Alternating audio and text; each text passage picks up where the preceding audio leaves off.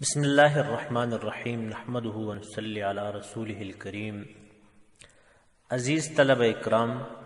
اس سے پہلے والے لیکچر میں ہم نے مختصراً حدیث کا تعارف اور پھر دوسرے لیکچر میں مختصراً حدیث کی حجیت کے بارے میں گفتگو کی تھی، اور آج کے اس مختصر لیکچر میں ہم تدوین حدیث کے بارے میں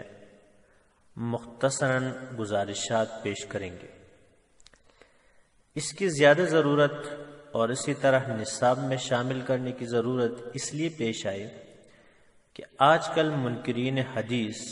جب کسی مجلس میں بیٹھتے ہیں تو سب سے پہلی بات وہ یہ کرتے ہیں کہ نبی کے دور میں احادیث نہیں لکھی جاتی تھیں اور قرآن لکھا جاتا تھا۔ بظاہر یہ ایک سادہ سا جملہ ہے کہ احادیث نہیں لکھی جاتی تھی، لیکن اپنی گفتگو کو بڑھا کر آگے اس معمولی بات پر وہ یہ نتیجہ اخذ کرتے ہیں کہ قرآن چونکہ لکھا جاتا تھا اس لیے معتبر ہے اور اس کی ضرورت تھی اس لیے نبی نے لکھوایا تھا، جبکہ احادیث کی نعوذ باللہ ضرورت نہیں تھی اس لیے نبی نے نہیں لکھوایا، بلکہ وہ ایک دوسری حدیث پیش کرتے ہیں کہ نبی اکرم صلی اللہ علیہ وآلہ وسلم نے فرمایا لا تکتبوا عنی، کہ آپ میری طرف سے کوئی چیز نہ لکھیں، ومن کتب عنی غیر القرآن، جو قرآن کے علاوہ اور کوئی چیز مجھ سے لکھے فلیمحہ، تو اس کو مٹا دے۔ تو ظاہر بات ہے کہ جب نہیں لکھی گئی تو پھر احادیث جو ہیں وہ حجت نہیں ہے، بلکہ وہ آگے قدم بڑھا کر کہتے ہیں کہ تقریباً 300 سال بعد امام بخاری، امام ترمذی، امام مسلم رحمہ اللہ تعالی کے وقت میں یہ احادیث لکھی گئی ہیں، تو یہ کیسے حجت ہو سکتی ہے؟ تو بہرحال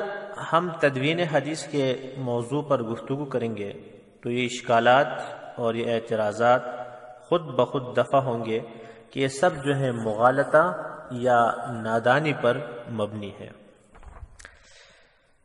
تو لہٰذا سب سے پہلے یہ دیکھنا چاہیے کہ حدیث کی حفاظت کا عہد رسالت سے لے کر اب تک کیا اہتمام ہوا۔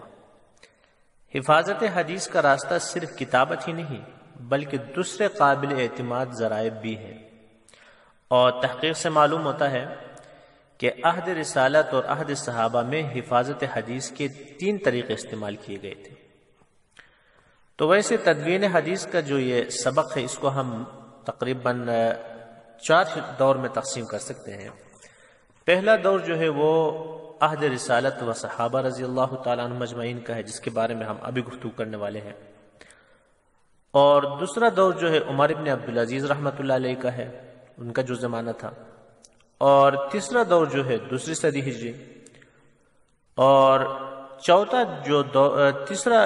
جو دور ہے وہ تیسری صدی ہجری، یعنی یہ سیاح ستہ کے جو مصنفین ہیں ان کا دور ہے۔ تو جہاں تک صحابہ کے دور اور عہد رسالت کا تعلق ہے تو 3 طریقوں سے حدیث کی حفاظت کی گئی۔ نمبر 1، حفظ روایات۔ تو جس طرح قرآن کریم کا جو ہے محفوظ کرنے کا پہلا طریقہ حفظ آیات تھا، اسی طرح حفاظت حدیث کا پہلا طریقہ احادیث کو یاد کرنا ہے، اور یہ طریقہ اس دور کے لحاظ سے انتہائی قابل اعتماد تھا۔ اہل عرب کو اللہ تعالیٰ نے غیر معمولی حافظ عطا فرمائے تھے، وہ صرف اپنے ہی نہیں بلکہ اپنے گھوڑوں کے نسب نامے تک یاد کرتے تھے۔ ایک ایک شخص کو ہزاروں اشعار حفظ ہوتے تھے، بسا اوقات کسی بات کو صرف ایک بار سن کر یا دیکھ کر پوری طرح یاد کر لیتے تھے۔ تاریخ میں اس کی بے شمار مثالیں ملتی ہیں، اور تاریخ کی کتابیں ایسے واقعات سے بری ہوئی ہیں۔ حافظ ابن حجر رحمۃ اللہ علیہ نے اپنی کتاب میں واقعہ نقل کیا ہے کہ ایک مرتبہ عبد الملک ابن مروان جو مدینہ کے گورنر تھے اس وقت، حضرت ابو ہریرہ رضی اللہ تعالیٰ عنہ کے حافظ کا امتحان لینا چاہا اور انہیں بلا کر حدیث بیان کرنے کی درخواست کی۔ تو حضرت ابو ہریرہ رضی اللہ تعالیٰ عنہ نے بہت سے حدیثیں سنائی، بلکہ ایک روایت میں آتا ہے 100 احادیث سنائی، اور پردے کے پیچھے ایک منشی، ایک کاتب ان کو لکھتا رہا، یہاں تک کہ حضرت ابو ہریرہ رضی اللہ تعالیٰ عنہ چلے گئے۔ تو عبد الملک ابن مروان نے اگلے سال ان کو پھر بلایا اور ان سے کہا کہ جو احادیث آپ نے پچھلے سال لکھوائی تھیں وہ احادیث اسی ترتیب کے ساتھ سنائیے۔ تو حضرت ابو ہریرہ رضی اللہ تعالیٰ عنہ نے پھر احادیث سنانی شروع کی۔ تو 100 احادیث کا بیان کرنا کوئی تعجب کی بات نہیں ہے، لیکن تعجب کی بات یہ ہے کہ حضرت ابو ہریرہ رضی اللہ تعالیٰ عنہ نے ایک نقطہ یا ایک شوشہ کی تبدیلی کیے بغیر اسی ترتیب سے وہ 100 احادیث سنائی جو پچھلے سال انہوں نے کیا کی تھی، سنائی تھی۔ تو غور کرنے کی بات یہ ہے کہ جو قوم معمولی سے معمولی چیز کو وثوق کے ساتھ یاد رکھتی ہو، وہ آن حضرت صلی اللہ علیہ وآلہ وسلم کے اقوال و افعال یاد رکھنے کا کتنا اہتمام کرے گا، جبکہ وہ انہیں اپنے لیے راہ نجات سمجھتے ہو۔ خاص طور سے نبی اکرم صلی اللہ علیہ وآلہ وسلم کا ارشاد ان کے سامنے آ چکا ہو کہ نذر اللہ امرأ سمع مقالتی فحفظها ووعاها واداها، کہ اللہ جل شانہ تر و تازہ رکھے اس انسان کو جو میری بات سنے، اس کو یاد رکھے، اس کو اچھی طرح اس کو یاد رکھے اور پھر دوسروں کو کیا کرے، وہ پہنچائے۔ تو اس کو سن کے حیرت انگیز واقعات اس بات کی واضح دلیل ہے کہ اللہ تعالیٰ نے ان حضرات کو غیر معمولی حافظے صرف حفاظت حدیث کے لیے عطا فرمائے تھے۔ بلا شبہ ایسے حافظ حدیث کے لیے اتنے ہی قابل اعتماد ذرائع ہیں جیسے کہ کتابت۔ تو بہرحال یہ پہلا ذریعہ تھا۔ اور دوسرا طریقہ حفاظت حدیث کا یہ تھا کہ صحابہ اکرام رضی اللہ تعالیٰ عنہ اجمعین نے جو دوسرا طریقہ اختیار کیا تھا وہ تعامل تھا، یعنی آپ صلی اللہ علیہ وآلہ وسلم کے اقوال و افعال پر بجنسہا عمل کر کے اسے یاد کرتے تھے۔ بہت سارے صحابہ سے منقول ہے کہ انہوں نے کوئی عمل کیا تو اس کے بعد فوراً فرماتے تھے ہاکذا رأیت رسول اللہ صلی اللہ علیہ وآلہ وسلم یفعل، کہ اس طرح ہم نے نبی کو کرتے دیکھا۔ اور یہ سب سے نہایت قابل اعتماد طریقہ ہے، اس لیے کہ جس بات پر انسان خود عمل کرے تو وہ ذہن میں کالنقش علی الحجر، یعنی پتھر پر لکیر بن جاتی ہے اور پھر وہ مٹتی نہیں۔ اور تیسرا طریقہ نبی اکرم صلی اللہ علیہ وآلہ وسلم کے دور میں جو اختیار کیا گیا وہ کتابت کا طریقہ تھا۔ تو جہاں تک مسلم شریف کی اس حدیث کا تعلق ہے جو ہم نے شروع میں ذکر کیا تھا کہ آپ صلی اللہ علیہ وآلہ وسلم نے قرآن کے علاوہ کچھ لکھنے سے منع کیا تھا، تو یہ بات ذہن میں رہے کہ جن کتابوں میں یہ حدیث ہے ہم آگے ذکر کریں گے وہ احادیث بھی ہیں جہاں باقاعدہ احادیث لکھنے کا حکم ہے۔ تو یہ کتنی ناانصافی کی بات ہے کہ ایک حدیث کو لے کے اس پہ ہم محل تعمیر کریں اور اس کے بالمقابل بہت ساری احادیث کو ہم کیا کریں، چھوڑ دیں۔ حقیقت یہ ہے کہ کتابت حدیث کے ممانعات ابتدائے اسلام میں تھی۔ اس کی وجہ یہ تھی کہ اس وقت قرآن کریم کسی خاص نسخے میں مدون تو نہیں ہوا تھا، متفرق طریقے سے صحابہ کے پاس لکھا ہوا تھا۔ دوسری طرف صحابہ اکرام رضی اللہ تعالیٰ عنہ مجمعین ابھی نئے مسلمان ہوئے تھے اور قرآن کریم کے اسلوب سے اتنے مانوس بھی نہ تھے کہ وہ قرآن اور غیر قرآن میں بادی النظر میں تمیز کر سکیں۔ ان حالات میں اگر احادیث لکھی جاتی تو خطرہ تھا کہ قرآن کے ساتھ گٹ مٹ ہو جائے۔ اس خطرے کے پیش نظر اور اس کے انسداد کے لیے آپ نے کتابت حدیث سے منع فرمایا تھا، لیکن جب صحابہ اکرام رضی اللہ تعالیٰ عنہ مجمعین اسلوب قرآن سے پوری طرح مانوس ہوئے تو آپ نے کتابت حدیث کی اجازت دے دی۔ چنانچہ امام ترمذی رحمۃ اللہ علیہ نے ایک روایت نقل کی ہے کہ حضرت ابو ہریرہ رضی اللہ تعالیٰ عنہ فرماتے ہیں کہ ایک شخص انصار میں سے نبی اکرم صلی اللہ علیہ وآلہ وسلم کے پاس آ کر بیٹھتے تھے اور احادیث سنتا تھا، لیکن وہ بیچارہ یاد نہیں کر سکتا تھا۔ تو ایک دفعہ نبی اکرم صلی اللہ علیہ وآلہ وسلم سے شکایت کی تو آپ صلی اللہ علیہ وآلہ وسلم نے فرمایا استعن بیمینک، کہ اپنے دائیں ہاتھ سے مدد لے لو، وَأَوْمَا بِيَدِهِ لِخَطْ، اور لکھنے کی طرف اشارہ کیا۔ تو اس سے بالکل صاف معلوم ہوتا ہے کہ جب اس نے احادیث یاد نہ ہونے کی شکایت کی تو آپ صلی اللہ علیہ وآلہ وسلم نے حکم دیا استعن بیمینک، اپنے دائیں ہاتھ سے کیا کرو، مدد لے لو۔ اسی طرح امام حاکم رحمۃ اللہ علیہ نے مستدرک میں ایک روایت نقل کی ہے عبداللہ ابن عمر کی، کہ وہ فرماتے ہیں، نوجوان صحابی ہیں، کہ میں جو کچھ سنتا تھا وہ لکھتا تھا نبی اکرم صلی اللہ علیہ وآلہ وسلم سے، تو فنہتنی قریش کے لوگوں نے مجھے روکا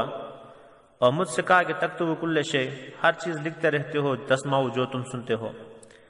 اللہ تعالیٰ کے رسول بشر انسان ہیں، یتکلم فی الغضب والرضا، کبھی خوشی میں بات کرتے ہیں کبھی غضب میں بات کرتے ہیں۔ تو جب انہوں نے مجھے ڈرایا تو فامسکت عن الکتابہ، تو میں نے لکھنا چھوڑ دیا۔ فذکرت ذلک الی رسول اللہ صلی اللہ علیہ وسلم، تو میں نے خود جا کر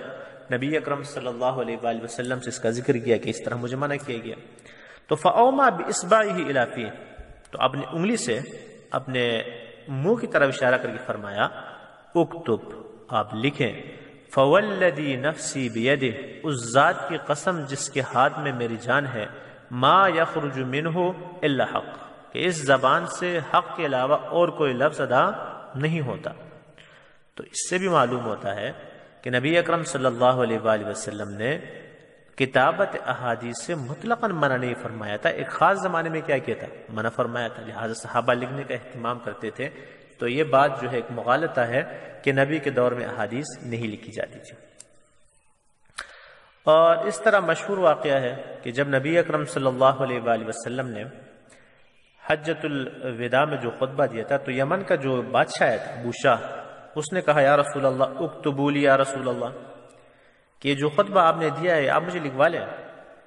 تو اللہ تعالیٰ کے رسول نے یہ نہیں فرمایا کہ حدیث لکھنا منع ہے، فرمایا اکتبوا لابی شاہ، کہ ابی شاہ کے لیے تم کیا کرو، لکھو۔ تو بے شمار اس طرح روایت ہے، بطور مثال مختصر وقت میں ہم نے آپ کے سامنے پیش کیا تاکہ سمجھنے میں کیا ہو، آسانی ہو۔ تو لہٰذا ایسی کوئی بات نہیں ہے، یہ ایک مغالطہ ہے کہ ایک حدیث کو لے کر کے نبی کے دور میں احادیث لکھنے سے کیا کیا گیا تھا، منع کیا گیا تھا۔ تو بہرحال بعد میں قرآن کریم سے الگ احادیث لکھنے کا رواج تقریباً ہر دور میں جاری رہا، چنانچہ عہد صحابہ میں حدیث کے کئی مجموعے جو ذاتی نوعیت کے تھے تیار ہو چکے تھے۔ چند مثالیں آپ کے سامنے ہم پیش کرتے ہیں۔ ایک مثال جو ہے وہ الصحیفۃ الصادقہ، یہ مسند احمد میں روایت ہے کہ عبداللہ ابن عمر بن العاص رضی اللہ تعالیٰ عنہ نے احادیث کا جو مجموعہ تیار کیا تھا اس کا نام صحیفۃ الصادقہ تھا۔ یہ عہد صحابہ کے حدیثی مجموعوں میں سب سے زیادہ بڑا مجموعہ تھا، اور ان کے احادیث کتنی تھی یقینی طور پر تو کچھ نہیں کہہ سکتے، لیکن ابو ہریرہ رضی اللہ تعالیٰ عنہ فرماتے ہیں کہ عبداللہ ابن عمر کی احادیث مجھ سے زیادہ ہے، میری روایات سے زیادہ ہے، کیونکہ وہ لکھتے تھے اور میں لکھتا نہیں تھا۔ تو ابو ہریرہ رضی اللہ تعالیٰ عنہ کی مرویات جو ہم تک پہنچی ہیں وہ 5000 سے اوپر 364 یا 374 تک ہیں۔ تو ظاہر بات ہے جب ان کے احادیث ابو ہریرہ رضی اللہ تعالیٰ عنہ سے زیادہ ہیں تو اس 5000 سے یقیناً وہ کیا ہوں گی، زیادہ ہوں گی۔ تو یہ مجموعہ جو ہے عبداللہ ابن عمر نے نبی اکرم صلی اللہ علیہ وآلہ وسلم کے زمانے میں لکھا تھا۔ اور اس طرح تاریخ میں تذکرہ آتا ہے صحیفہ علی کا رضی اللہ تعالیٰ عنہ، کہ ایک دفعہ آپ رضی اللہ تعالیٰ عنہ کوفہ میں خطبہ دے رہے تھے، تو ایک شخص نے اعتراض کیا کہ ہم نے سنا ہے کہ آپ کے پاس قرآن کے علاوہ کوئی اور چیز بھی لکھی ہوئی موجود ہے۔ تو حضرت نے فرمایا کہ نہیں، ما کتبنا عن رسول اللہ صلی اللہ علیہ وسلم الا القرآن، ہمارے پاس صرف قرآن ہے، وما فی هذه الصحیفہ، البتہ ایک صحیفہ میرے پاس ہے۔ تو یہ صحیفہ کیا ہے؟ تو تلوار کے نیام میں وہ اکثر رہتا تھا، نکال کر دکھایا تو اس میں دیت کے احکام تھے، اور اسی طرح فدیہ اور قصاص وغیرہ جو ہیں، اور اقلیتوں کے جو حقوق ہیں، زکوٰۃ کا جو نصاب ہے وغیرہ، یہ باتیں نبی اکرم صلی اللہ علیہ وآلہ وسلم سے سن کر حضرت علی رضی اللہ تعالیٰ عنہ نے درج کیا تھا۔ تو اس سے بھی معلوم ہوتا ہے کہ احادیث پر کوئی پابندی نہیں تھی، حضرت علی رضی اللہ تعالیٰ عنہ نے ایک مجموعہ تیار کیا تھا۔ اس کے علاوہ تاریخ میں تذکرہ ملتا ہے کتاب الصدقہ، یہ وہ کتاب ہے جو نبی اکرم صلی اللہ علیہ وآلہ وسلم نے خود املا کرائی تھی۔ اس میں زکوٰۃ، صدقات، عشر، ٹیکس وغیرہ کے احکام تھے، اور آپ صلی اللہ علیہ وآلہ وسلم یہ گورنروں کو بھیجنا چاہتے تھے لیکن وفات ہوئے، تو ابو بکر صدیق رضی اللہ تعالیٰ عنہ نے اس کی نقل کروا کر اس کتاب کی تمام گورنروں کو بھیجا تھا۔ تو اس سے بھی معلوم ہوتا ہے، اس واقعے سے بھی، کہ احادیث لکھنے پر کوئی پابندی نہیں تھی۔ اس کے علاوہ تاریخ میں انس بن مالک رضی اللہ تعالیٰ عنہ کے صحیفوں کا تذکرہ ملتا ہے، عمر ابن حزم رضی اللہ تعالیٰ عنہ کے صحیفے کا تذکرہ ملتا ہے، ابن عباس، ابن مسعود، جابر ابن عبداللہ، سمرہ ابن جندب، سعد ابن عبادہ، مسند ابو ہریرہ رضی اللہ تعالیٰ عنہ، بشیر بن نہیک رحمۃ اللہ علیہ، عبد الملک ابن مروان رحمۃ اللہ علیہ جو ہیں، ان تمام لوگوں کے نسخوں کا تذکرہ ہمیں تاریخ میں ملتا ہے۔ تو بہرحال یہ چند مثالیں ہیں، اس بات کو واضح کرنے کے لیے کافی ہیں کہ عہد رسالت اور عہد صحابہ میں کتابت حدیث کا طریقہ خوب اچھی طرح رائج ہو چکا تھا۔ تو جن مجموعوں کا ہم نے ابھی ذکر کیا، یہ بڑے بڑے مجموعے تھے۔ اس کے علاوہ نبی اکرم صلی اللہ علیہ وآلہ وسلم نے جو انفرادی خطوط تحریر فرمائے تھے، یا کسی کو کوئی بات لکھ کر دی تھی، یا فرامین جاری کیے، وہ اس کے علاوہ ہے۔ تو بہرحال اس مختصر لیکچر میں اتنی بات واضح ہو گئی کہ تفصیل اگر کوئی دیکھنا چاہتا ہے تو وہ حجیت حدیث مفتی رفیع عثمانی صاحب کی کتاب ہے، اس کا اگر مطالعہ کریں تو اس میں مزید تفصیل ہے۔ اسی طرح دوسری کتابیں بھی ہیں، لیکن سمجھنے کے لیے مختصر یہ بحث جو ہے یہ کافی ہے۔ تو بہرحال یہ آج پہلا لیکچر جو تھا تدوین حدیث کے بارے میں، اس میں ہم نے صرف پہلا دور بیان کیا کہ عہد رسالت اور صحابہ اکرام رضی اللہ تعالیٰ عنہ کے دور میں احادیث جمع کرنے کی، حفاظت کرنے کی تین طریقے: حفظ الروایات، تعامل اور کتابت حدیث۔ اور دوسرے لیکچر میں انشاءاللہ تعالی ہم دوسرا دور عمر ابن عبدالعزیز کا زمانہ مختصراً بیان کریں گے، اور تیسرا دور جو دوسری صدی ہجری ہے کہ اس میں احادیث کی کس طرح تدوین کی گئی، اس کا مختصراً تذکرہ۔